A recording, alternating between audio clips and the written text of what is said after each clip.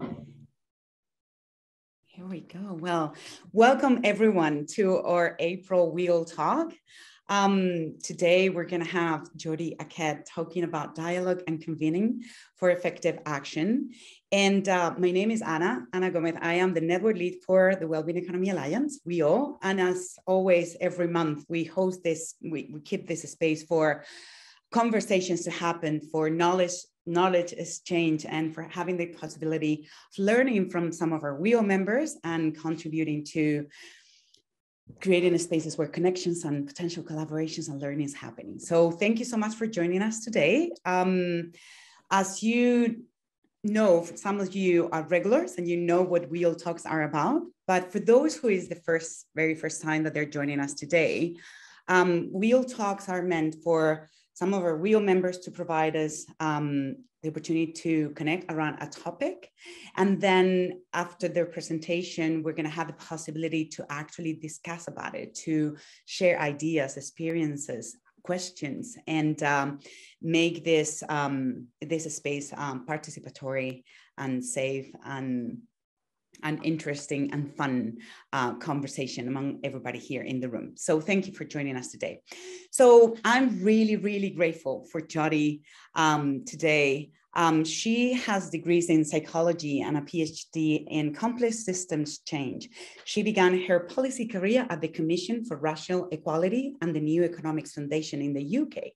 And she has grown up As she has grown up, she has realized the transition towards low carbon, high well-being futures requires stamina.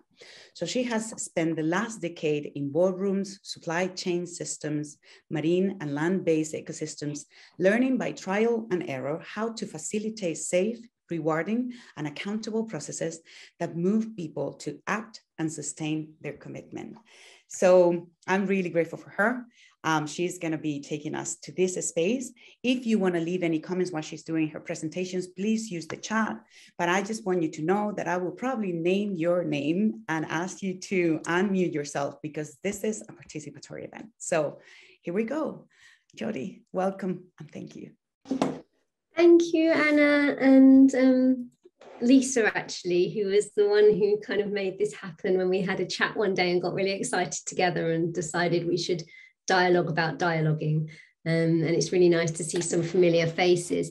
I have got some slides, so I'm just going to try and share those now. It wasn't working very well before, but can you see these? Yes. Okay, fine.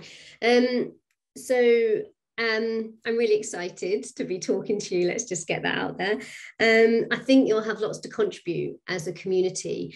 And I hope in the next 20 minutes, I can introduce you to some of the projects and some of the people who I've been working with so we can grow our network further.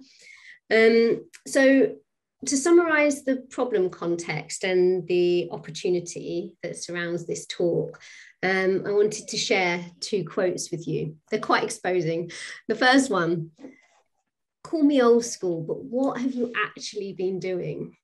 This was said to me about last year, about 6 months into a project working on participative democracy. And then the second quote was sent to me about 2 weeks ago, and it reads, I just had to email and say a huge thank you. On a personal level, I have not felt truly connected to the community since moving here 4 years ago. I did tonight, and it was wonderful.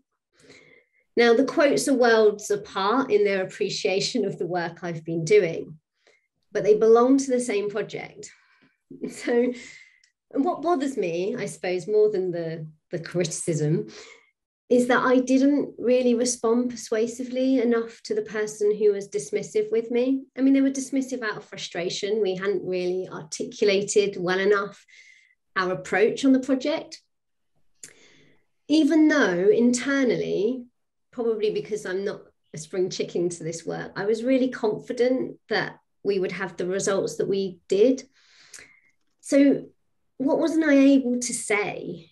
And I think I wasn't able to say, like, with conviction, well, change processes are powered by people, and what powers people is human connection. So my approach is just to go to the streets and talk to people connect with them as who they are, be interested in them and their experiences. And then when I've spoken to enough people and they've told me to speak to some people, we'll bring them together and they will organize around their enthusiasms and they'll go on to do great things. But the tricky thing is, in that moment, everything was still very emergent. Like the relationships were tentative, they were still forming. And so to the person at the other end of that quote, particularly in this sort of output-driven, machine-oriented world, I had nothing tangible to show for the work that I'd been doing. And this isn't really an isolated case. I work with wonderful practitioners at the Ideas Alliance, and we got together at the end of last year, and I've worked with a lot of organizations in the new economy space. And we still have a hard time proving, I suppose, that dialogue and convening move people to act and sustain their commitment. And we still collectively struggle to get relational work funded. We do it around the edges, but it's not really what the funders think they're funding. So while for the briefest of moments, the child in me wished the person that had said what they'd said, was as dynamic as the shirt they were wearing, the more honest conversation that I needed to be having was that there was more work to be done. And that's how I got into this conversation with Lisa at WEAll, because she'd been part of this policy process and dialoguing through that. So I think the question for me is, can we enrich the stories that we tell as a community? And can we make moves to get more of this work legitimised and funded? So is that presenting okay? No, it has moved. There we go. It has gone back. Yeah. Thank you. So it strikes me that when we use dialogue and convening, we do so for lots of different reasons, and to raise awareness of an issue, to build movements. Sometimes it's about getting people together so we can innovate, come up with new solutions. Sometimes it's about building confidence. Sometimes it's about shifting norms. And sometimes it's about getting better at what we do. But we're not very good at articulating the relationship between our instinct to get people together to talk about our stuff and our goal, which is to make things better than they are. And you'll notice that nowhere in this list, in the green box, we're using dialogue for information dissemination or consultation. And we're not talking about spaces where, events, where a few people do the talking and most people do the listening. We're not talking about workshops where people have to respond to a set of predefined questions or engage in some kind of preset consultation process. We're talking about carefully crafted spaces that position our humanity and our desire to understand ourselves through and with each other.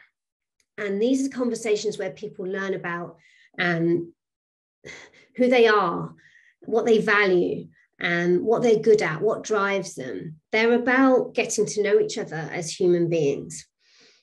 And I think if we're going to get convince others of the value of dialogue and convening, then we need to tell better stories about what happens within us and between us when we come together, and when we come together specifically to talk about the opportunities and the challenges of our times.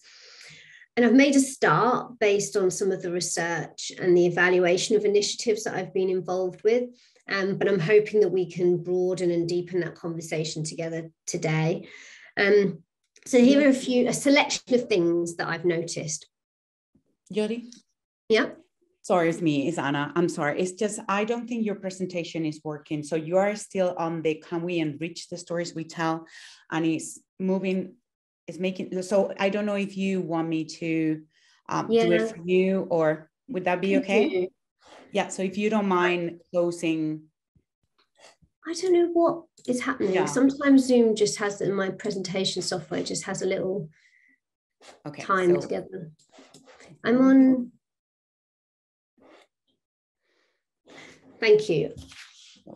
I'm on slide 5-ish, I think. Okay, I'm going to keep talking.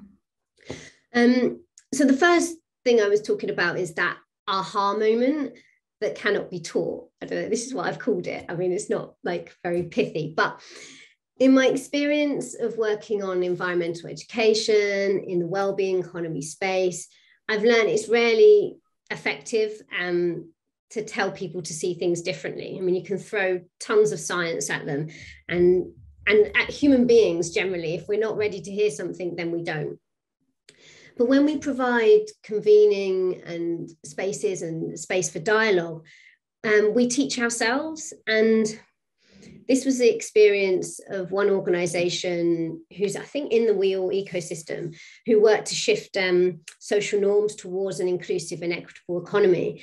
And their work to shift those norms begins with that unlocking moment. It begins right at number one in the middle of this diagram, where actors see things in a new light. And it's often peer-to-peer. It's business leader to business leader, or business leader to civil society leader. And that enables people to see things beyond their direct set of personal experiences. It's basically working at Donella Meadows' high leverage point of intervention, which is mindset shift. And just as another example, in a local project I'm working on to renature a green space that became really, really popular during the pandemic, we've been having, our entry point is to be having dialogue with people about the history of the site and what's changed. So it's not been about environmental education and what nature needs and what the ecosystem needs to restore. It's about what things were like and what they're like now and what they could be like in the future. And in one conversation with a lady dog walker,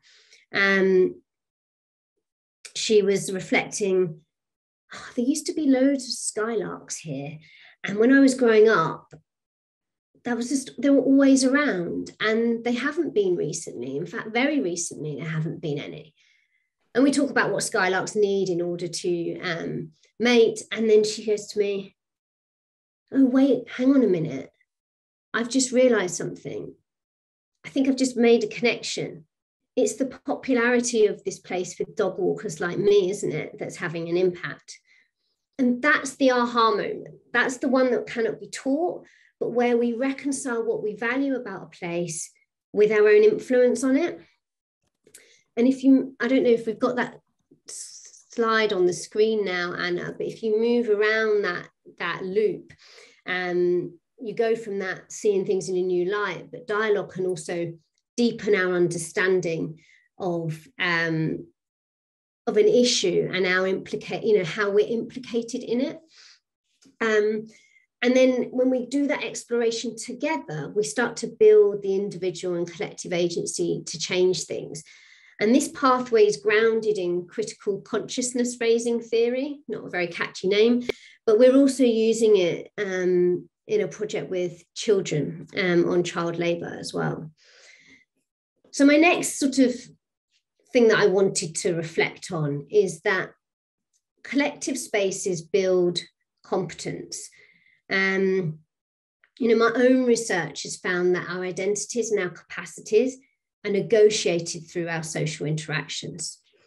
So if I feel like I'm part of an effective group, I will feel more confident in myself. And when I am more confident in myself, I contribute more to the group, which makes the group more effective and so on. So there's this constant feedback loop between the personal and the interpersonal. And it was ACE's work in Brazil that with young people that taught me this, because sometimes when our self-esteem is low or when the size of the challenge is overwhelming, focusing on community is easier. Oh, slide 7, please, Anna. Next one, thank you. Focusing on community is easier. So actually the starting point is not work on self, and the starting point is not saving the world. The starting point is a feeling of pride and belonging that comes from being part of something, a group, a collective of people. And this is why appreciative and asset-based approaches bring so many dividends, because you get people together to talk about what's working and you release human energy. You get them together to talk about what's wrong, and you just dampen their spirits and wear them down. And if we pay attention to the quality of the spaces that we convene, we all go back to our day-to-day work and our lives feeling more confident and more able. And our growing confidence affects those around us and so on. So in Bourdieu's language, it moves from one social field to another. Next slide, please, Anna. The other thing about dialogue and convening is it can help us appear larger than we are. In this interconnected world, we're always connected to each other. Look at our supply chain systems. We're so interdependent on one another for our food, our livelihoods, our futures. But we don't often see that interdependence. It's often quite invisible to us. But when we convene, our attention is on our interconnectedness. We don't feel so alone. We feel supported. We feel part of something bigger than our own work or our own village or our town. And our personal goals appear larger to us too, because they've been validated and refined through dialogue we've been part of. And when our convenings become frequent enough and big enough, we get noticed by others. And often, people in our space talk about the need to find a collective voice and shift the narrative. And that's all true. It's also, though, that when we come together often enough and in visible ways, we'll get noticed anyway. And our legitimacy grows. And in my work with facilitating young people's involvement in natural resource management in the Philippines, you see this visibility of convening start to shift how other actors see them. So this quote here from a local government officer: before I only realized the youth were a recipient of change, but now maybe they are a vehicle for change. They're active, they have energy. If only we could conceive of them as advocates for change. And then when I go to a young person and say, what is it? Why have you been able to shift the way that adults view you in this space? And they sort of go, well, if someone is a heavy contributor, you trust in them more. So there's this feeling that we make ourselves larger by being and by convening and do it visibly. Okay, my last sort of big observation here is the next slide, please, Anna, is that relationships become before action. And it seems like an obvious thing to say to some groups of people, but to that person that was dismissive of my work, it feels like I'm talking a different language. And we consistently undervalue relational work, particularly in Western societies. And when you talk to people about why they give their energy to something, and critically why they keep giving their energy to something, it's always about how they feel about other people. It's about warmth, it's about care, it's about compassion, it's about concern, it's about the friendliness they feel when they're with those other people that are also trying to do that thing. In some work I did for VSO, Voluntary Services Overseas, we had to create a whole new category of volunteer. We called them the pop-up volunteer, to explain those people that would jump in and help out on something, not because they'd thought about solid waste management and the sustainability and viability of the marine ecosystem, but because they were friends of people who had. And I think my main point here is that humans fall effortlessly into patterns of helping one another. It's just what we do. And in the long arc of ecological change or economic change you could have on the right-hand side of here, investing in dialogue and convening is one way that we invigorate the smaller change loops, where we invigorate ourselves as human beings to keep showing up for the bigger change effort. And mainstream economists would still have us believe that we make choices about our behavior, including how we invest time and our energy, based on some kind of like rational cost benefit analysis. And sometimes we do, is it worth me wearing a mask this week, given I want to see my mum at the weekend and I don't want to jeopardize that opportunity? I'm probably going to weigh that up and say yes. But the authors of the recent book, this one, I don't know if any of you have read it, The Power of Us, have shown that a lot of our behavioural choices reflect the interests and the behaviour of the groups that we're part of. So instead of weighing up the pros and cons to make a decision, we use 3 other questions, which go like, who am I? No, what's the situation I'm in? Who am I? And what would someone like me do in this situation? What's the situation? I want to see my mum, there's COVID. Who am I? I'm a caring daughter. What do other caring daughters like my sister, what would they do? But the who am I mean, daughter's fairly fixed to a certain extent for a certain number of years in our lives, but our identities, a lot of our identity changes. It's fluid and it's continually shaped by the social interactions that we're part of. And this is an important point because when we invest in dialogue and convening, we shape both the structure of the groups and the topics that's under conversation. So, and then we kind of hand it over and everyone else works out the rest. And I think we can trust in that process. But without the dialogue and convening, behavior is a lot harder to shift because we don't experience the humanity of others in the picture, or we don't experience the ecosystem or the ecology of the ecosystem or of nature. And so there's too much psychological distance in our interconnected realities. And this doesn't really help us in terms of moving forward. But when we start forming relationships around issues and goals, we start to reprioritize our energies and our focus. Next slide, please, Anna. Now, the critical thinkers among us will be going, yes, but not all dialogue and convening catalyzes and sustains collective action. Some of it, causes us to drop away and do something else entirely. And that is so true. So for my doctoral research, I was particularly interested in change processes that were uncertain, that were protracted, that were unpredictable, that were complex, like ones that required stamina.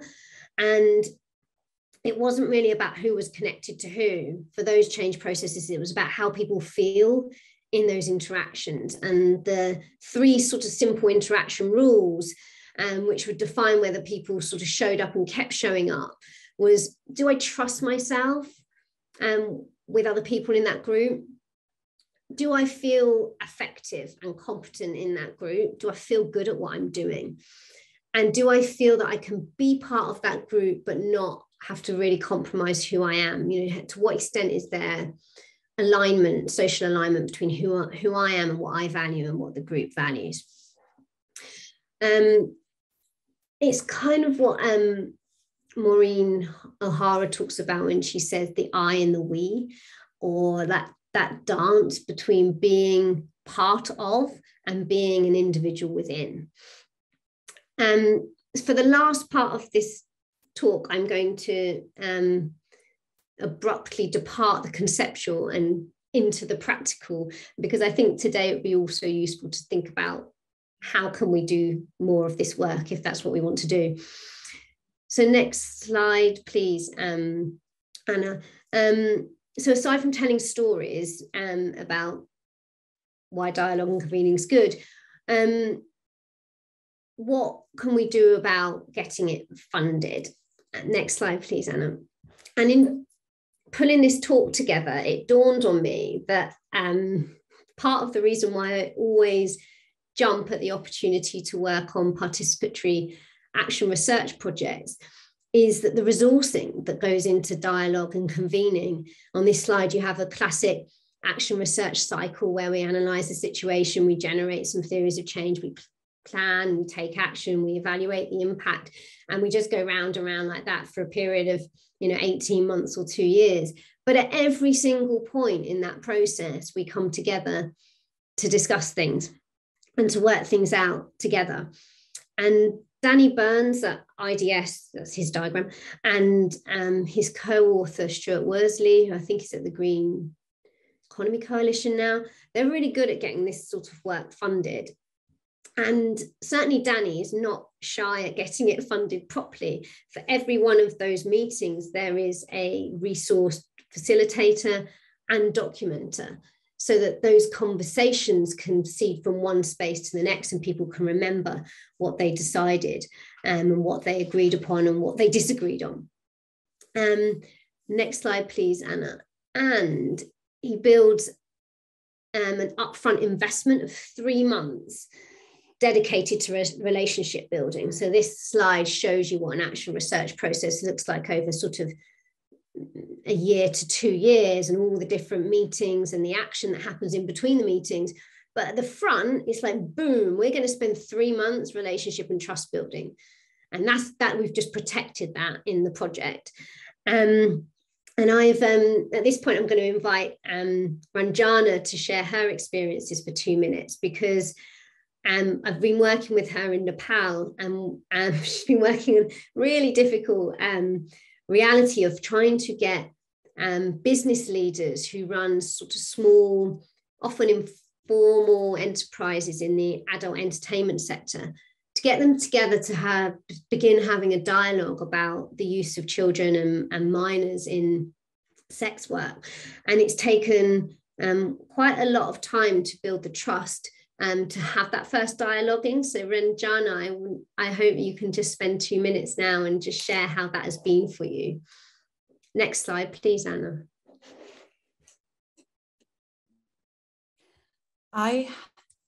Ranjana, I think, I'm checking, but I think either her internet fell, she's not in the room. She's just left me hanging. She's probably got internet problems. She's probably going to come back, but I have the feeling that it has been her connection. Yeah, no, it's not always. Here she is. Here she is. Yeah.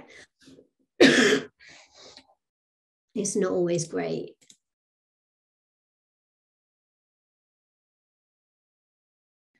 Ranjana, can you hear us?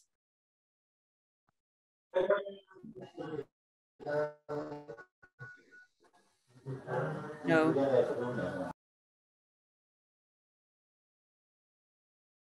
You there, Ranjana?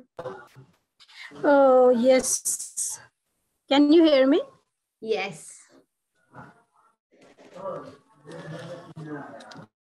Are you able to share, Ranjana, the trust building? Okay. Been through?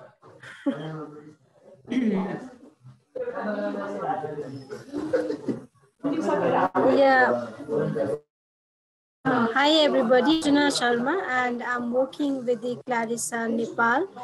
And yeah, thank you, Jody, for this opportunity. I would like to share my experience working with the business owners, specifically with the adult entertainment sector in Nepal, AES sector we call, and it's mostly with the dance bar owners and the dohri, the cultural dance places owners, and small snacks houses. So working with them is quite a tough challenge, because they have been in the demand side of the profit-making business. Why we were wanting to collaborate with them was because there is a worst form of child labor in this sector, and most of the NGOs, and previously we have also only worked with the supply part of this profit-making business, but this time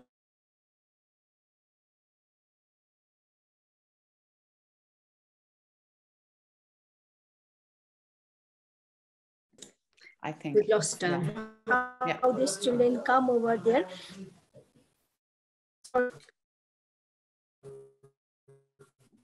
Yeah. Hello. Ranjana, am I audible? Your connection is not very good. So maybe you want to remove your video. It's cutting off.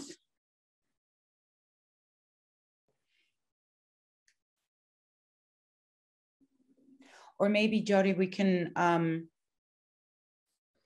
I can talk to Ranjana's experience. I just was really keen for her to say, for you to hear it from her own words. I'm so sorry, Ranjana, we're not lucking out with the video connection.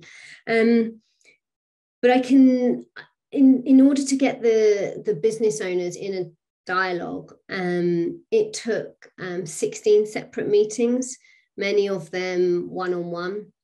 And it wasn't about inviting people into our space. It was about going to where they are, building relationships over a period of about 3 or 4 months, and sometimes one-on-one, sometimes in small groups. And then we got them together overnight for a 2-day dialogue and convening, and they spent, I mean, they started at 2 and they didn't finish until 9 p.m. the first night. And I don't want to embarrass Ranjana, but like, people were reflecting to me that it was the quality and the strength of her relationship was just so evident, and it allowed them to talk very openly and freely with one another, both about actual realities of running their business in a highly competitive marketplace. So talking about obviously a lot, profit margins and what they were spending out on rent and other things to run the business, but also just to talk, openly and honestly about the use of children in a sector that is criminalized, and it's very, very difficult to talk openly about these realities. But the idea being that if we don't have a dialogue with the business owners that are making choices, very constrained choices, we have very little hope of changing things. I probably have not done that justice, Ranjana, and I do apologize. But moving on to the next slide, I wanted to invite Robbie, who I think hopefully has a better internet connection, because the other thing to do is to think about building dialogue and spaces for dialogue and convening more as you go through your projects, to reflect and learn. And I've been working with Robbie because he's got this results sense-making learning framework, which I'm really interested by, because it gives as much attention to dialogue and what we learn through those spaces as it does to what we would talk about traditional evidence generation. So Robbie, I just hand over to you. Yeah, hi everyone. Nice to meet you all. So my name's Robbie Gregorowski, and I suppose by background, I'm a kind of traditional monitoring and evaluation expert. And I have tended to work a lot in climate change. And if we just pop onto the next slide, one of the things I found increasingly frustrating is that we were brought in to assess initiatives. We would generate some evidence and we would write a report, a product, and then nothing would change. But people seem to want a nice chunky report as the kind of good outcome from the assignment. And we started to feel that was a bit frustrating. So we came up with an approach called results, sense-making and learning, with the center being very much around collaborative sense-making. And the approach, we hope, is a bit of an evolution on traditional monitoring and evaluation. And it tries to shift particularly funders' vision of the value of the process over the value of the product. And so in essence, what we want to do is combine the evidence we generate with the experience of those stakeholders to interpret the evidence, rather than leaving it down to us as the so-called M&E experts. And what it's particularly good at, I think, is those things that everybody is asking for in my world at the moment. So adaptive management and course correction and those kinds of things. And fundamentally, as an external consultant, I'm not best placed to advise on the adaptations and course corrections to initiatives. But if you bring together the evidence that we generate with the experience of stakeholders and ask questions about, this is what worked for me, what worked for you, in what contexts and why, you find you get much more insightful course corrections, much more practical, much more useful. We also find that it's not extractive. One of the problems we used to have is we used to get initiatives and we'd say, right, you report to us, we will take that and we'll decide what the insights are. And it's fundamentally an extractive process. The people who are busy don't enjoy it because they don't have time to do high quality reporting to us. And at the same time, we tried to make a process that's more useful and more valuable. one of the challenges I've got is trying to illustrate a dynamic virtual process in some static slides. But just to give you a sense of what we do, we actively and virtually facilitate this collaborative sense making with groups using a combination of Zoom, breakout rooms, and then Miro virtual workspaces. So we have people sitting on a shared Miro with sticky notes. We have some of the evidence up there, and then we get people to make sense of the evidence in real time. We quite like the kind of randomized breakout rooms because it makes connections. That point Jody made about relationships before you get any change. We find that's one of the key things that we do. We try not to put people into predefined groups. And one of the things that we've been really, really surprised about, but perhaps it shouldn't be surprising, is how popular it is. And I actually don't know if the sense making itself is the value, or people just get an opportunity to meet each other. So what you see here is a diagram of a green buildings alliance across 12 jurisdictions in Europe. They're all part of the same organization, essentially, the World Green Buildings Council, but they all work for their national green buildings councils, and lots of them had never met each other. This is one of the first times we'd ever brought them together, and the feedback we got from just, oh, it's wonderful to see you, it's wonderful to put a face to a name. So that's what we do. And then I just one more slide, just again, struggling with trying to illustrate a dynamic process, but this is a tiny, tiny proportion of one bit of a Miro. So this is a breakout group on the left. Those people were joined together. Then what you see across the top, and if you could zoom in on this on Miro, each of those 4 documents is a case study. And then that group were asked to synthesize those case studies to bring out the enabling dynamics and the barriers. And so what you have is a group on the left who are a certain group of stakeholders sense making on the evidence from a different group of stakeholders. So EU, Poland, Spain, and UK provided those case studies. And then in real time, you get those sticky notes being put onto the Miro. And then the next exercise after that is that kind of sense making of those stickies. So we get the clustering that you can see there and the grouping of those. So I'll stop there, but just to give you an insight into some of the work that we're doing in a climate perspective. Thank you so much, Robbie.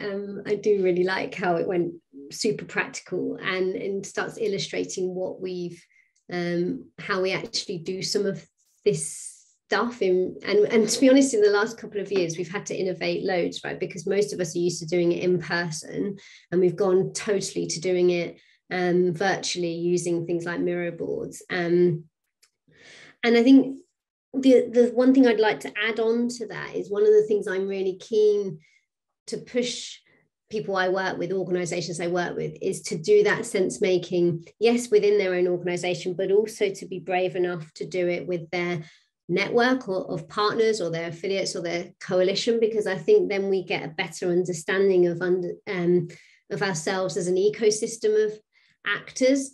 But of course, that requires bravery. That requires pretty much doing what I did at the start, which is to start with an instant where something went wrong and be really open and honest about what we can learn from those opportunities, as well as what goes right. I think people are quite nervous to do that sometimes. And I know that we're running a little bit over time because of technical issues, so I don't really want to spend much longer, but I just want to say I'm clearly quite passionate about dialogue and convening. And I just wanted to sort of say, back in 2015, I wrote in a paper, probably in a moment when I was feeling particularly excited about participatory action research, that it is a form of leadership.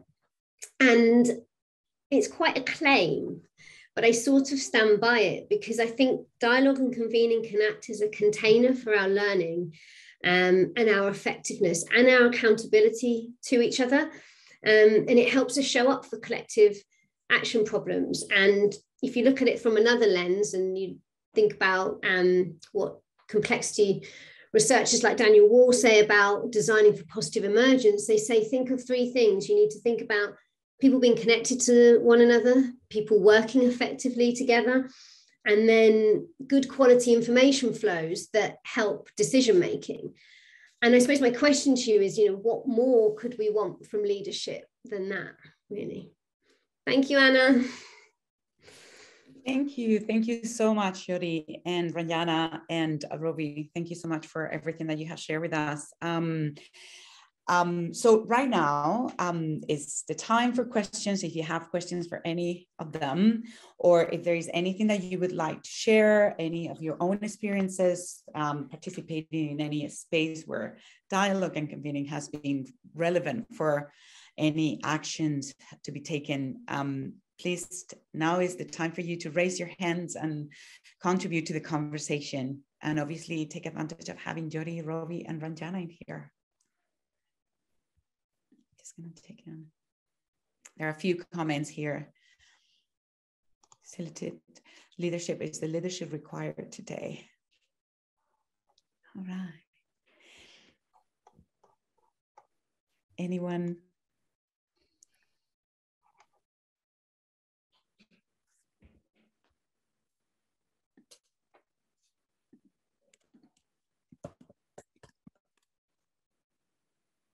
Would you like to?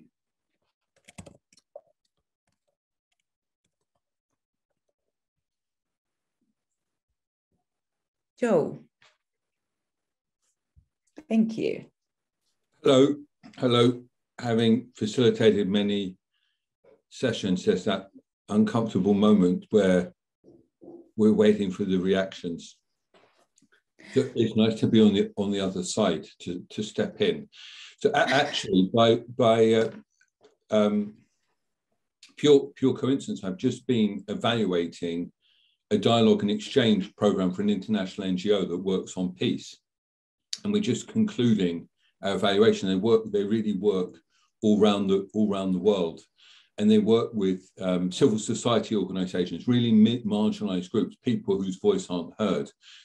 And it really speaks so much to the whole conversation of today. In it, we kind of, there are lots of things that come out. So, you know, not surprising, dialogue and exchange, convening is critical for people whose voices aren't heard. It's an opportunity to actually creating ways just for people who aren't heard, and not often people in different countries, very marginalized groups in countries, actually bringing them together is the way you find solidarity. So there's actually, at one level, there are kind of all these different things going on, but one is actually almost like an existential level of people who are under threat by their societies. They're actually doing it also. Previously, I was working with frontline aid, so that they also, during the pandemic, we found bringing people together who were under pressure because of their work on HIV, bringing them together in virtual spaces actually worked because they knew each other, but they knew each other's work. They could see people were the same as them, and so there's this level of solidarity. So this kind of cuts into all the different kinds of purpose, doesn't it? So at one level, just bringing people together is essential to allow people to continue the work they're doing. But in the bit I really wanted to share is what we found is there are like four things that are going on. So on the one hand, in convening, you're creating a safe space for people. So, and we know at the moment the safe spaces in the world in many countries are collapsing or being pushed. So actually creating new safe spaces for people is the first value of convening. The second one is what Jody really was talking about, is this whole point about relationships and allowing people in those moments of building trust, new relationships come in. So also we found that when you bring in people who sit on different sides of the track, so you bring in judges who in one country who typically make decisions on immigration from people from another country, when you bring them together, you start to change the conversation from being oppositional to actually everybody seeing that they're working on a single issue from different places. And that's where that, I think, speaks to Robbie's sense making. Suddenly, it's like sense making on steroids, when you get these groups who have no right to be in the room together, who'd never normally be in the room. So that's where you create explosive change. So it's that's like high octane relationship building, can change people's whole understanding of things. So that's at the second level. And then the third level of change is where you bring in knowledge. So knowledge can be because, for instance, in this example, a judge shares their knowledge of something and the immigrants share their knowledge, right? But it can actually, by bringing research into the convening space.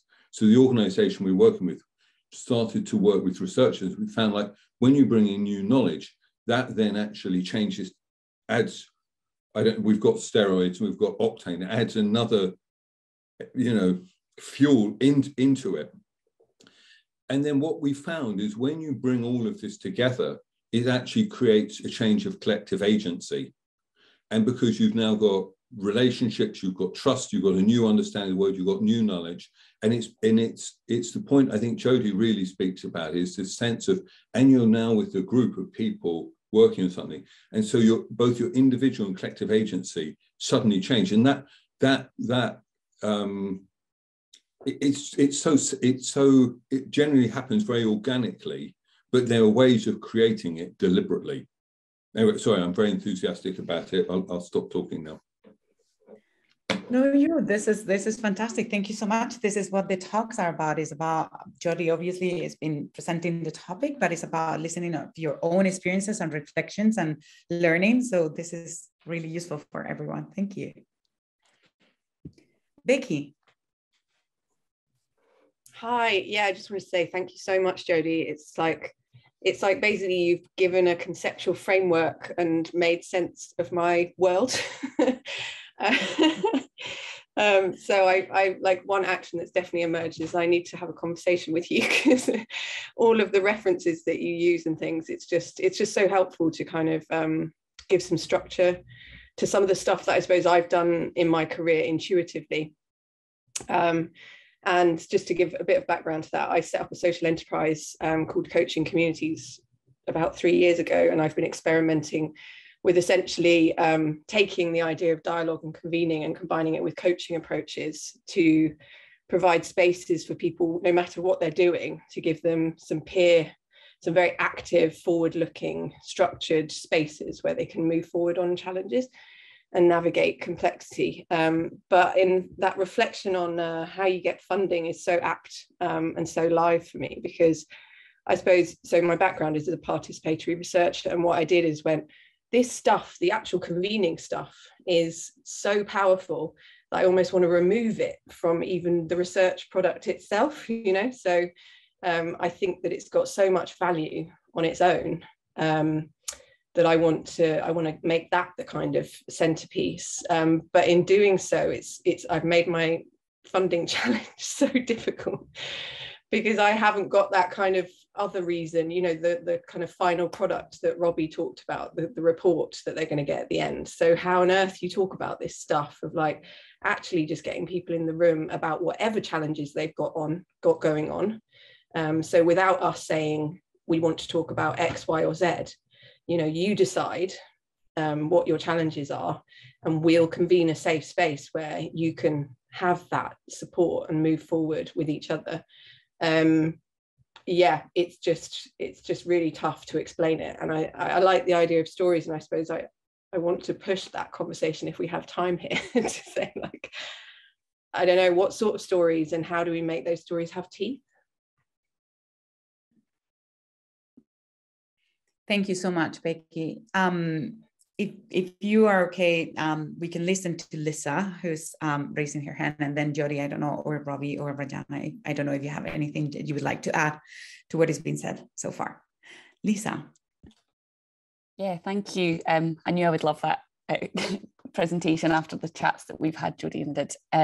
So I work in the WEAll global team, and at the moment I'm supporting 4 of our hubs to do pilot projects of the WEAll policy design guide. And those are projects where we didn't build in a big period at the beginning for relationship building and trust, but we've realised and not been surprised by the fact that relationship building and trust is taking loads of time and delaying the project. So that's sort of where I am at the moment, and we're spending lots of time with those teams talking about the work of relationship building and trust building. And one reflection that I wanted to add, and I'd love to hear others' thoughts on this, is the sort of concentric circles of who to dialogue with in this change making as well. I think we always knew that, and we had a lot of time dedicated to the relationship and trust building with the wider communities in each of those locations. But what we underestimated was how much time would need to be spent cultivating the very close partners, the people who are essentially part of the delivery team for the work, and with government partners who had put their hand up and said, yeah, we want to partner on this, but actually bringing them along to a point where it feels like we're a team, and that like inner circle has taken up a lot more time and energy than we had anticipated. So that's a great learning, because we want to do more of these types of projects, but we've been having active conversations where we're trying to map those like ever-growing circles of who to bring into dialogue spaces and who we're trying to reach with these projects. And I think we designed the project with the bigger circles in mind and underestimated the work on the smaller circles. So I'd be interested if that sort of resonates with anyone else, or Jody, Robbie, any reflections you've got on the who of the dialogue as well. Thank you so much, Lisa. So I'm going to leave the mics for Jody and Robbie and Ranjana. I'm not sure I think her connection didn't go right. So I'm just conscious we are 8 minutes to the hour, so we have still plenty of time to keep talking. Just to bring a couple of those last comments together from Becky and Lisa, and actually Joe's as well.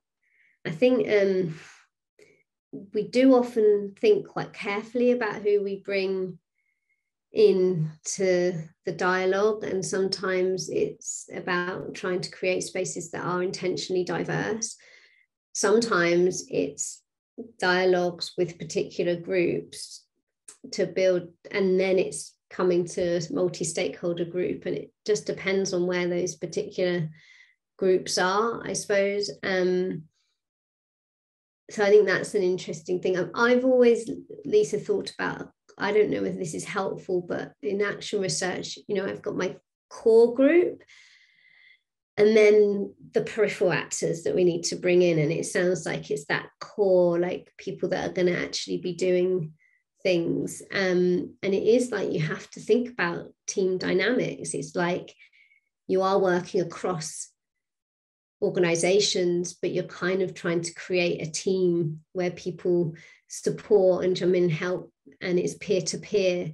And so I do think we need to think about it in that team building way. Sometimes we think about it internally in organization, I've got to build a team and make a team, but when we get to work across different organizations, I don't think we come with it with the same lens, but it's effectively what it is, right? It's building a team. Robbie, you might have some practical point to add from your work. Yeah, a couple of points that resonate across the comments. The first one is that in terms of levels of sense making, we have tended to do 3. And the first one is what we call getting everybody on the same page or up to speed. Certainly when we're generating a lot of evidence, you can't assume that everybody will turn up, they're so busy, with a decent understanding of the evidence of the new knowledge that we've generated. So we actually set aside a day with a semi-facilitated kind of workshop, but there's no interaction on that. It's the jurisdictions themselves who familiarize themselves with what they've produced and what others have produced. And we found ways of encouraging people to do some basic exercises on that, so that then when they come to the first round of collaborative sense making, everybody at least has a foundation on which to interact. Otherwise, you get people dropping in and out. You get people who have no idea versus people who really invested, and it can become quite a kind of divisive setting. And so then the first bit of interaction is really that second workshop. The other tip that we found is you can't really mix virtual and in-person. The power dynamics become too complicated and the facilitation becomes too complicated of trying to do both at the same time. And then what we do is we go up to a third level, which is when, typically in my work, where you bring the funders in. The thing that I really struggle with is you manage to sell to funders the value of process over product, and they nod, and all the feedback they see is, oh, that was fantastic, everybody loved it, they've never done this before. But then at the end they still go, but still write us that really long report, please. It drives me absolutely mad. And I think one of the things that we've got to do is got to get better at how we claim the value, how we demonstrate the value of the process of dialogue, and then how we document change as a result of that, that's not written in a report. And until we can convince people of that kind of almost monetized value, that's what funders pay for, they're still going to drag you back to writing the report at the end. And that tends to drive me mad. I completely agree with that, Robbie. And I think we just need to keep acknowledging and talking about this and bring in spaces where we open in spaces like this one and many others to continue talking about the importance of dialogue and convening. I completely agree with you. We need to continue talking about this and how important the process, the value of the process, as you said, in your presentation. So Emmy, you're going to be the last one today. Oh, you're on mute. Yeah. Sure. Thank you so much. And I just wanted to respond to a bit of the last comment and what I heard before. So Mustard Seed Trust is a charity whose work is actually to fund very often participatory dialogues and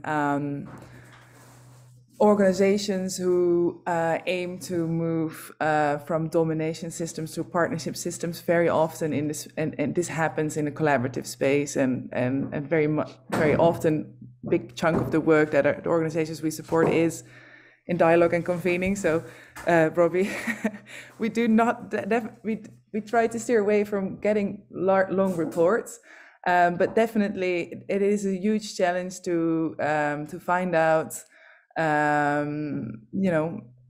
it's very hard to measure impact, and that has been truly difficult across the board. It's so much easier and even that is difficult to kind of measure, how many trees are planted or hectares are being restored ecologically, than to get a behavioral change or a mindset change documented.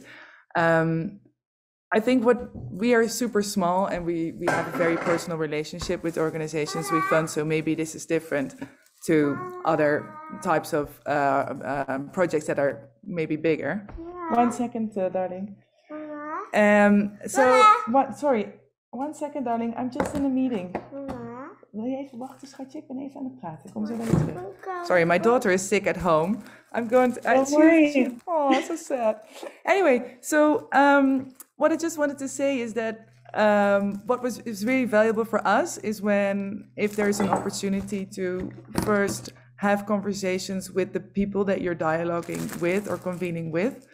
At some stage, as I said, we have a very personal relationship with the people that we fund, and we see that typically the organizations that we have been able to kind of meet with them and also really deep enter in their activities, that relationship lasted for a very long time.